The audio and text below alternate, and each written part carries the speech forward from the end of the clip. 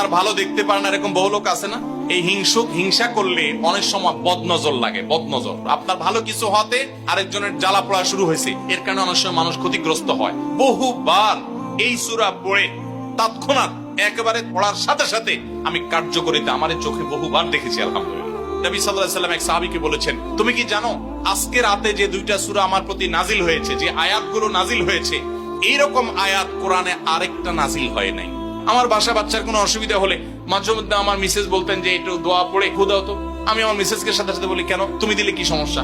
অনেক সময় বাচ্চাকে নিয়ে আসেন, হুজুর একটু তাকে দোয়া পড়ে ফু দিয়ে দেন, একটু পানি পড়ে দেন। আমরা কি দোয়া পড়ি আজকে সেটা আমি আপনাদের সামনে ফ্ল্যাশ করে দিলাম, জানিয়ে দিলাম।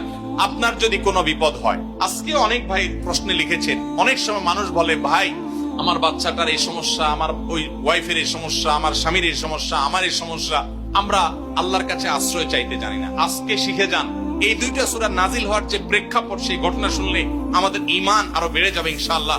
নবী সাল্লাল্লাহু আলাইহি ওয়াসাল্লাম একবার অসুস্থ হয়ে পড়েছেন এবং অসুস্থতাটা এত মারাত্মক ছিল যে আম্মা জান আয়েশা রাদিয়াল্লাহু তাআলা বলেছেন, অনেক কাজ তিনি করেন নাই অথচ তিনি বলতেন তিনি করেছেন, মানে তার মনে হতো তিনি করেছেন। আবার অনেক কাজ তিনি করেছেন, তিনি ভুলে যেতেন। মানে এরকম একটা অবস্থা তার তৈরি হয়েছে যে স্বাভাবিক না অস্বাভাবিক, আমাদের অনেকের হয়।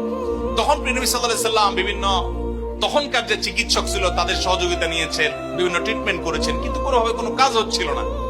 আল্লাহ রাব্বুল আলামিন তার নবী সাল্লাল্লাহু আলাইহি ওয়াসাল্লামের